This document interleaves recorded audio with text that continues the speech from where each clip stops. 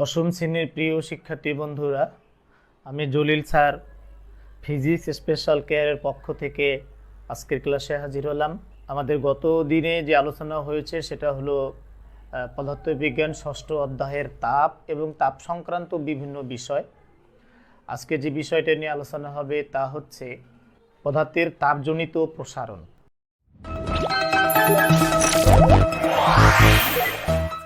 কঠিন পদার্থের তাপজনিত প্রসারণ তিন ধরনের হয়। তাপ দিলে যে কোনো পদার্থেরই প্রসারণ ঘটে, কিন্তু কঠিন পদার্থের প্রসারণ তিন ধরনের হয়। একটা হলো দৈর্ঘ্য প্রসারণ, একটা হলো ক্ষেত্রফল প্রসারণ, আর একটা হলো আয়তন প্রসারণ। তো তাপ প্রয়োগ করলে কঠিন পদার্থের তিন ধরনের যে প্রসারণ হয়, এই প্রসারণ কাকে বলে এটা খুব একটা পরীক্ষায় আসে না। তবে এখান থেকে যে প্রশ্নগুলো আসে সেটা হলো প্রসারণ সহগ কি, এই প্রশ্নগুলো চলে আসে। তো আমরা এজন্য সিরিয়ালি অর্থাৎ ধারাবাহিকভাবে দৈর্ঘ্য প্রসারণ সহগ, ক্ষেত্র প্রসারণ সহগ এবং আয়তন প্রসারণ সহগ এই বিষয়গুলো আলোচনা করব। তো চলো শুরু করি। প্রথমে যে আলোচনাটা হবে সেটা হলো কঠিন পদার্থের দৈর্ঘ্য প্রসারণ সহগ। তাহলে কঠিন পদার্থের দৈর্ঘ্য প্রসারণ সহগ।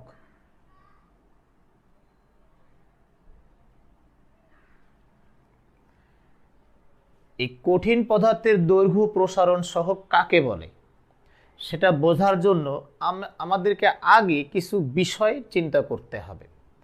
খেয়াল করো, মনে করো একটা ধাতব দণ্ড নেওয়া হলো। এই ধাতব দণ্ডটার আদি দৈর্ঘ্য হচ্ছে L1। তাপ দেওয়ার পূর্বে এটার দৈর্ঘ্য হলো L1।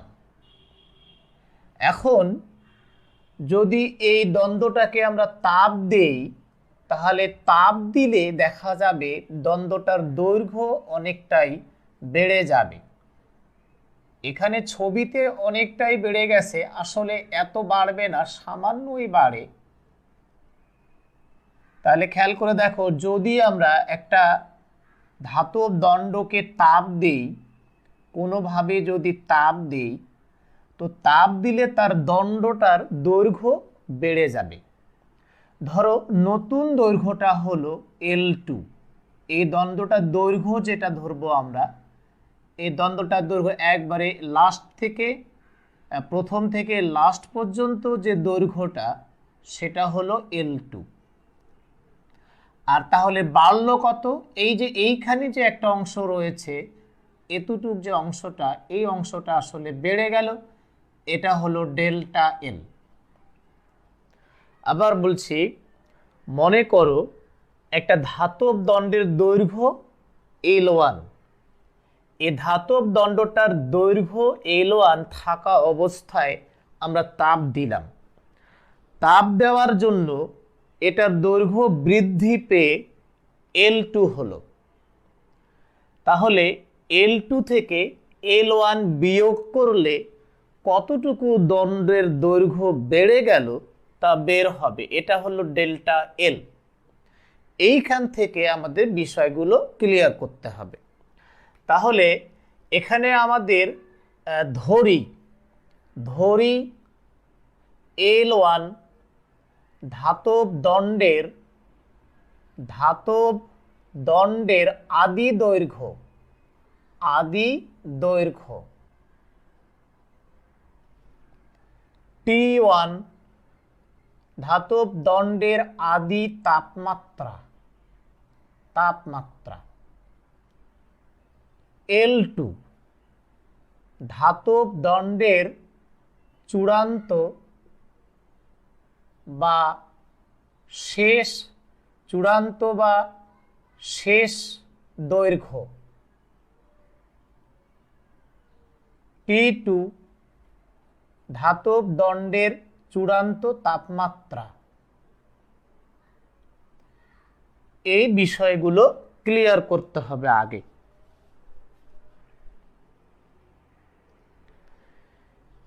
এবার তাহলে আমরা যদি বলি তাহলে দৈর্ঘ্য বৃদ্ধি, দৈর্ঘ্য প্রসারণ বা দৈর্ঘ্য বৃদ্ধি কতটুক হলো, তাহলে এটাকে আমরা ধরবো ডেল্টা এল, মানে হচ্ছে L2 মাইনাস L1। তারপরে তাপমাত্রা বৃদ্ধি, তাপমাত্রা বৃদ্ধি বা তাপমাত্রা প্রসারণ, এটা ধরবো আমরা ডেল্টা টি, ইকুয়াল টু ধরবো T2 মাইনাস T1। তাহলে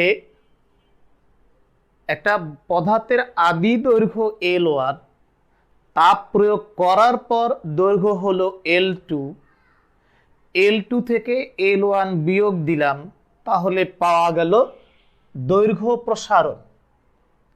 আর ওই যে তাপমাত্রা ছিল T1 হলো T2, এই দুইটা বিয়োগ করলে পাওয়া যাবে ডেল্টা টি, অর্থাৎ তাপমাত্রা বৃদ্ধি। এই বিষয়টা ক্লিয়ার হওয়া দরকার। এবার আমাদের দেখা গেল যে বিভিন্ন পরীক্ষায় দেখা গেছে যে পদার্থের তাপজনিত প্রসারণ ওই পদার্থের দৈর্ঘ্যের সমানুপাতিক হয়।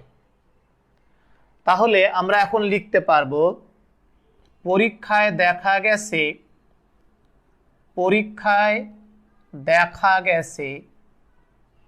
পদার্থের দৈর্ঘ্য প্রসারণ তার আদি দৈর্ঘ্য ও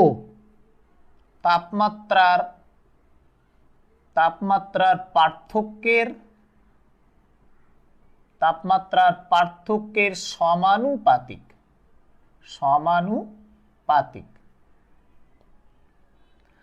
তাহলে পরীক্ষায় দেখা গেছে যে পদার্থের দৈর্ঘ্য প্রসারণ তার আদি দৈর্ঘ্য এবং তাপমাত্রার পার্থক্যের সমানুপাতিক। তাহলে এইখান থেকে আমরা লিখতে পারি, অর্থাৎ আমরা লিখতে পারবো এই পদার্থের দৈর্ঘ্য প্রসারণ ডেল্টা এল সমানুপাতিক আদি দৈর্ঘ্য L1 এবং তাপমাত্রার পার্থক্য ডেল্টা টি। তাহলে দৈর্ঘ্য প্রসারণটা হয় আদি দৈর্ঘ্যের সমানুপাতিক এবং তাপমাত্রার পার্থক্যের সমানুপাতিক।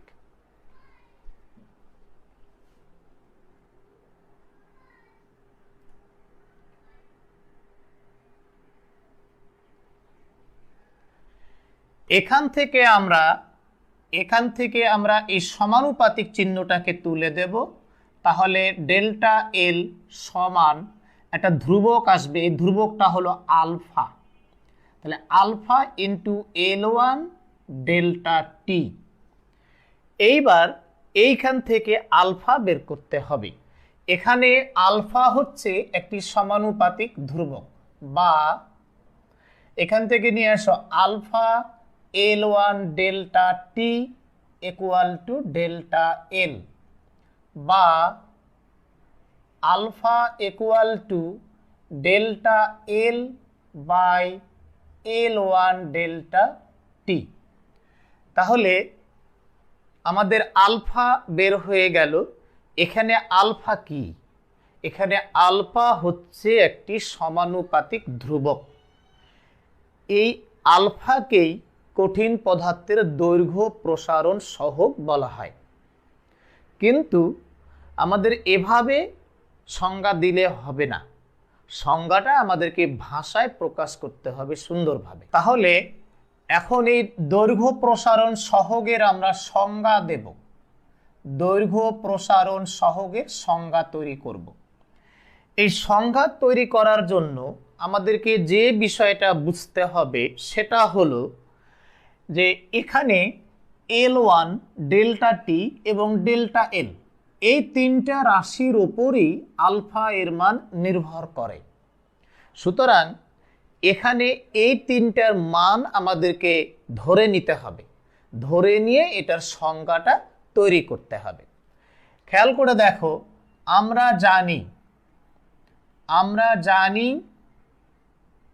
Alpha equal to delta L by L1 delta T, এই হলো সূত্র। তো এখন যদি L1 1 মিটার ধরা হয়, ডেল্টা টি 1 কেলভিন ধরা হয়, তাহলে উপরে যে সমীকরণটা রয়েছে সেই সমীকরণটাতে মানগুলো আমরা বসিয়ে দিই। তাহলে আলফা ইকুয়াল টু, উপরে থাকবে ডেল্টা এল, নিচে 1 মিটার, ডেল্টা টির মান বসাবো 1 কেলভিন। তাহলে দেখা গেল যে আলফা এর মানটা ডেল্টা এল এর সমান হয়ে যাবে। ভালো করে খেয়াল করো, যদি সমীকরণটাতে L1 এর মান 1 মিটার, ডেল্টা টি এর মান 1 কেলভিন বসানো হয়, তাহলে আলফা এর সংখ্যা মান ডেল্টা এল এর সংখ্যা মানের সমান হয়ে যায়। এখান থেকে আমরা বলতে পারি 1 মিটার দৈর্ঘ্যের কোনো কঠিন বস্তুর তাপমাত্রা 1 কেলভিন বৃদ্ধি করা হলে ওই বস্তুটির দৈর্ঘ্য যতটুকু প্রসারিত হয় তাকে তার উপাদানের দৈর্ঘ্য প্রসারণ সহগ বলে।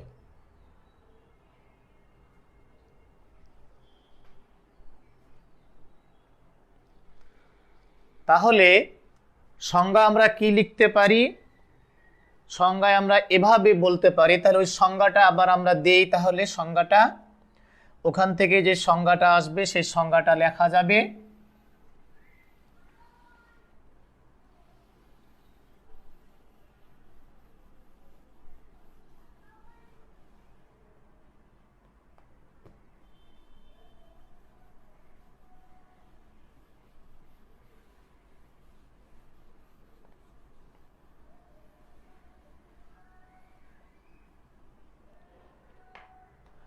তাহলে সংজ্ঞাটা আমরা লিখব 1 মিটার দৈর্ঘ্যের কোনো কঠিন বস্তুর তাপমাত্রা 1 কেলভিন বৃদ্ধি করা হলে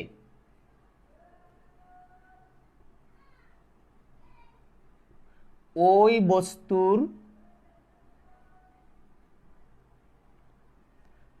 বস্তুর দৈর্ঘ্য যতটুকু প্রসারিত হয় তাকে তার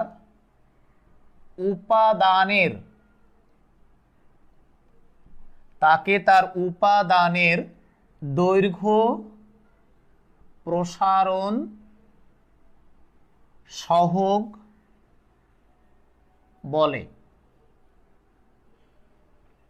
এবারের যে বিষয়টি আলোচনা হবে তা হলো কঠিন পদার্থের ক্ষেত্র প্রসারণ সহগ। এই ক্ষেত্র প্রসারণ সহগ বোঝার জন্য আমাদের প্রথমে এই ছবিটা ভালো করে বুঝতে হবে। মনে করো একটা বস্তুর আদি ক্ষেত্রফল হচ্ছে A1, একটা ধাতব পদার্থ, এটার ক্ষেত্রফল হলো A1। ধাতব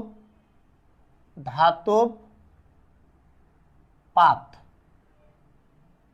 একটা ধাতব পাতের আদি ক্ষেত্রফল A1। এখন মনে করো এটাতে আমরা তাপ প্রয়োগ করলাম।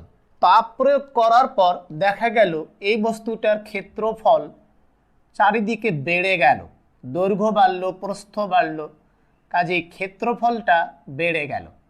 তাহলে নতুন ক্ষেত্রফল হলো A2। তাপ দেওয়ার পর। তাহলে তাপ যখন আমরা দিলাম, দেখা গেল তাপ দেওয়ার কারণে দৈর্ঘ্য প্রস্থ সবই বেড়ে গেল, অর্থাৎ চারপাশ থেকে এটার সাইজ বেড়ে গেল। নতুন ক্ষেত্রফলটা হলো A2 আর আদি ক্ষেত্রফল ছিল A1। A1 ধাতব পাতের আদি ক্ষেত্রফল।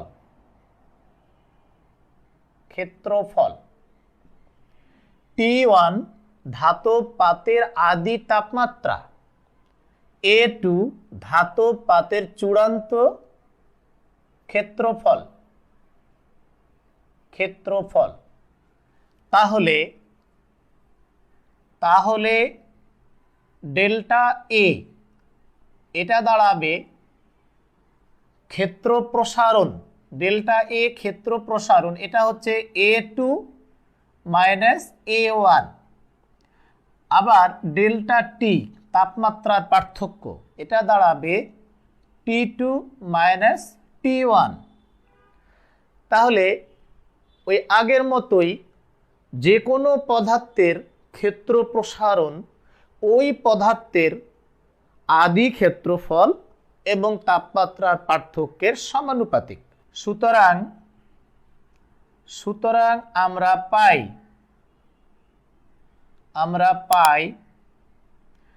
পদার্থের ক্ষেত্র প্রসারণ ওই পদার্থের আদি ক্ষেত্রফল এবং তাপমাত্রার পার্থক্যের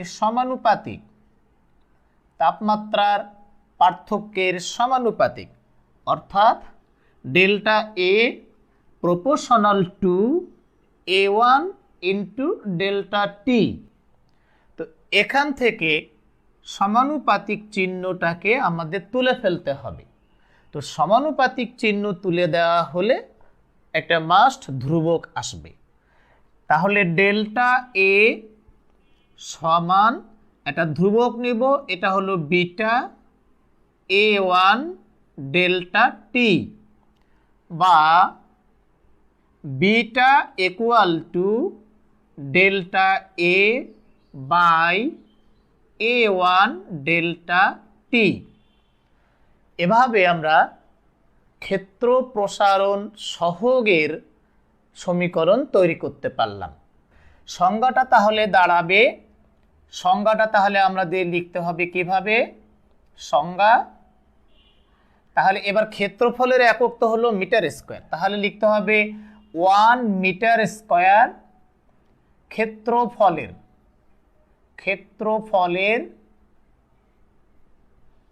কোনো কঠিন বস্তুর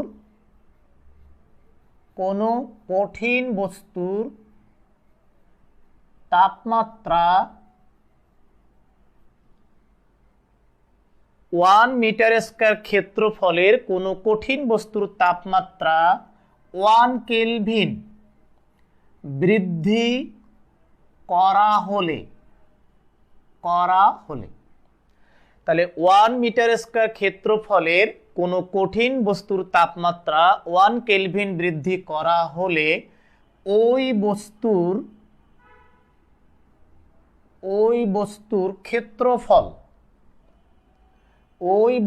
ক্ষেত্রফল যতটুকু প্রসারিত হয়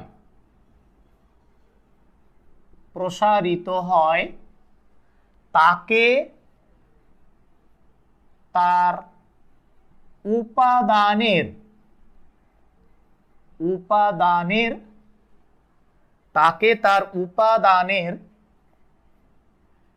ক্ষেত্র প্রসারণ সহগ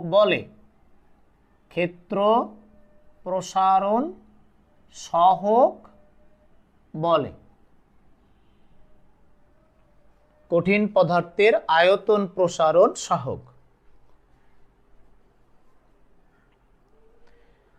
এবার মনে করো একটা বস্তুর আদি আয়তন ছিল V1। তাহলে বস্তুটাকে আমরা এভাবে আঁকবো, ঘনবস্তু। তাহলে ঘনবস্তু ছবি এইভাবে আঁকতে হবে, 6টা তল দেখাতে হবে।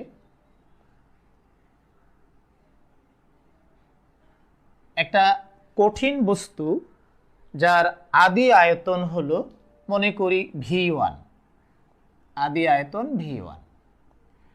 এখন তাপ প্রয়োগ করার পর দেখা গেল এর দৈর্ঘ্য, প্রস্থ, উচ্চতা সবগুলো বেড়ে গেল, তাহলে পুরো বস্তুটারই আয়তন বৃদ্ধি পেল।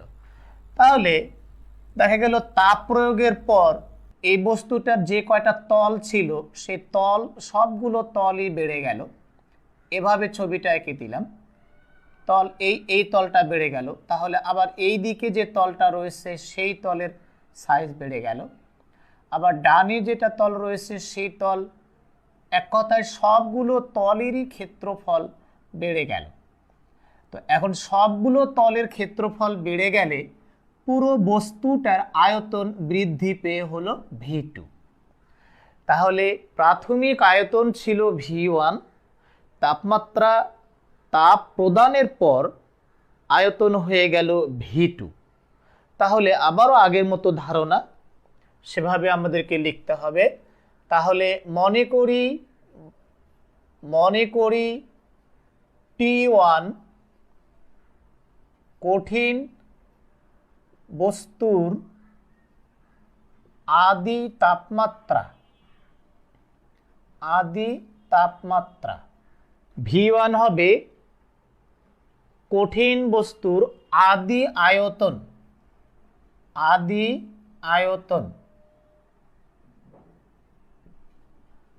এরপরে T2 কঠিন বস্তুর চূড়ান্ত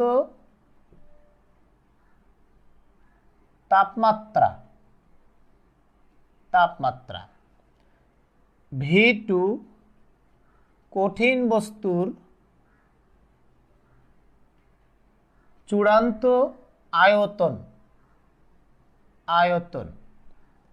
তাহলে প্রিয় শিক্ষার্থীরা, তোমরা খেয়াল করে দেখো যে দৈর্ঘ্য প্রসারণ সহগ, ক্ষেত্র প্রসারণ সহগ এবং আয়তন প্রসারণ সহগের বেলায় সূত্রগুলো মোটামুটি একইভাবেই প্রতিপাদন করতে হচ্ছে, অর্থাৎ ওই একই ধারণা। কোনো কঠিন পদার্থের আয়তন প্রসারণ ওই পদার্থের আদি আয়তন এবং তাপমাত্রার পার্থক্যের সমানুপাতিক। এই যে থিম বা এই যে ধারণা, এই ধারণা থেকেই কিন্তু বারবার সমীকরণগুলো তৈরি করা হচ্ছে। তাহলে ওই ধারণাটা আবার আমরা অ্যাপ্লাই করি। তাহলে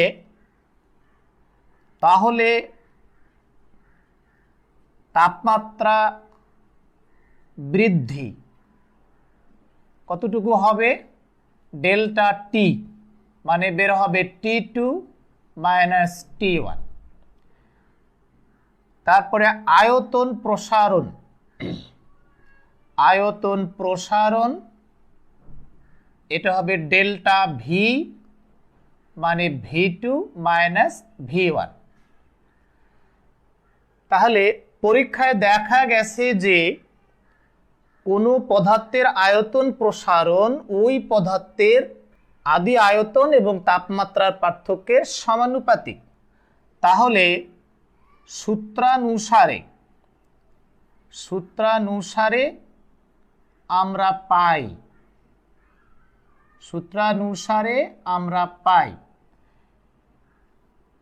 আয়তন প্রসারণ proportional to V1 into delta T।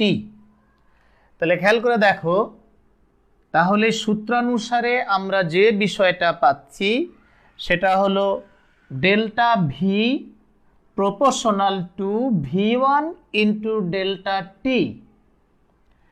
এইখান থেকে আমাদেরকে আবার প্রপোর্শনাল বা সমানুপাতিক চিহ্নটা তুলে ফেলতে হবে। তাহলে ডেল্টা ভি সমান একটা ধ্রুবক আসবে, এটার নাম গামা, V1 ডেল্টা টি। এখানে গামা হলো একটি সমানুপাতিক ধ্রুবক। এই গামা এর মানটা তাহলে কি দাঁড়াবে? বা গামা ইকুয়াল টু দাঁড়াবে delta V by V1 delta T. তাহলে আমাদের চূড়ান্ত সিদ্ধান্ত হলো gamma equal to delta V by V one delta T. এখানে গামা হলো একটি সমানুপাতিক ধ্রুবক। তাহলে আমরা কি লিখতে পারবো? এখানে গামা হচ্ছে একটি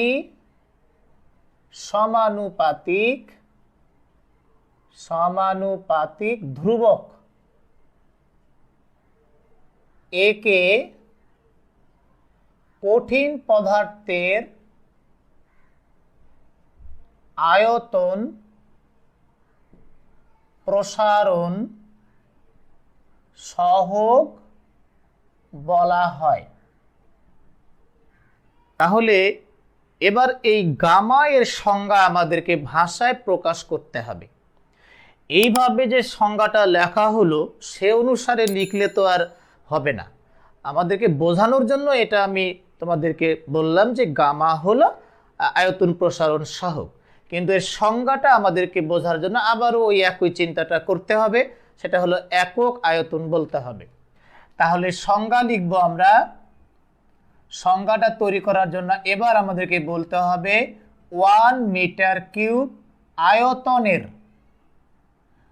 1 মিটার কিউব আয়তনের কোনো কঠিন বস্তুর তাপমাত্রা 1 মিটার কিউব আয়তনের কোনো কঠিন বস্তুর তাপমাত্রা 1 কেলভিন বৃদ্ধি করা হলে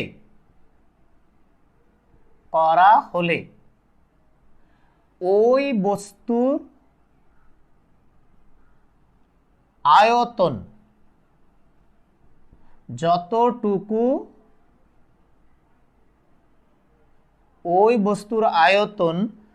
যতটুকু প্রসারিত হয়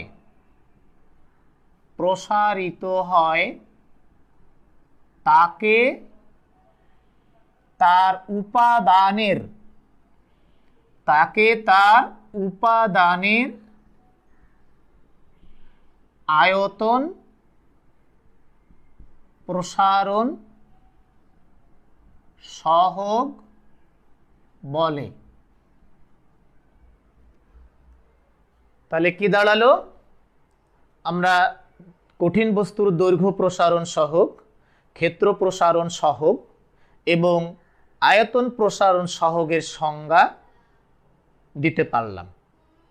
তাহলে কঠিন পদার্থের দৈর্ঘ্য প্রসারণ সহগ, ক্ষেত্র প্রসারণ সহগ এবং আয়তন প্রসারণ সহগের সম্পর্ক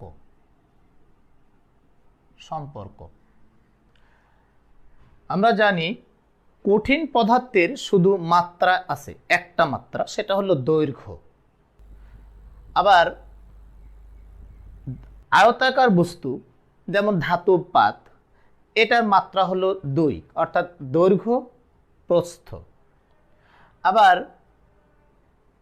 এটা ঘনবস্তু অর্থাৎ যেটার আয়তন আছে সেটার মাত্রা হলো 3, অর্থাৎ দৈর্ঘ্য প্রস্থ এবং উচ্চতা। সেই হিসাবে কঠিন পদার্থের যেহেতু শুধু দৈর্ঘ্য রয়েছে তাহলে মাত্রা হবে শুধুমাত্র এল, আর ক্ষেত্রফলের যেহেতু দৈর্ঘ্য এবং প্রস্থ রয়েছে তাহলে মাত্রা হবে এল ইন্টু এল, মানে এল স্কোয়ার। আবার আয়তনের মাত্রা হবে এল ইন্টু এল, তার মানে এল কিউ। সেই ধারণা থেকে আমাদের এই কঠিন পদার্থের দৈর্ঘ্য প্রসারণ, ক্ষেত্র প্রসারণ এবং আয়তন প্রসারণ সহগের সম্পর্ক একটু আঁচ করতে হবে। তার মানে আমি বলতে চাচ্ছি কঠিন পদার্থের দৈর্ঘ্য প্রসারণকে 2 দিয়ে গুণ করলে ক্ষেত্র প্রসারণ সহগ পাওয়া যাবে। আবার দৈর্ঘ্য প্রসারণ সহগকে 3 দিয়ে গুণ করলে আয়তন প্রসারণ সহগ পাওয়া যাবে। কেন এই কথাটা বললাম? ওই যে একটু আগে বললাম যে মাত্রা, তাহলে যার মাত্রা 1 সে আলফা। মনে করো যে কঠিন বস্তুর দৈর্ঘ্য প্রসারণ সহগ, তাহলে আলফা। তো আলফাকে যদি এখন 2 দিয়ে গুণ করি তাহলে হয়ে গেল বিটা, অথবা আলফাকে যদি এখন 3 দিয়ে গুণ করি তাহলে হলো গামা। তো সেই ধারণাটা আমরা কাজে লাগাবো। তাহলে আমরা জানি এখানে লিখব beta equal to 2 alpha, beta equal to 2 alpha, অথবা এভাবেও বলা যায় বা 2 আলফা ইকুয়াল টু বিটা, বা alpha equal to beta by 2। এই হলো সমীকরণ 1। এটা একটা ধারণা। আবার আমরা আরেকটা বলতে পারি,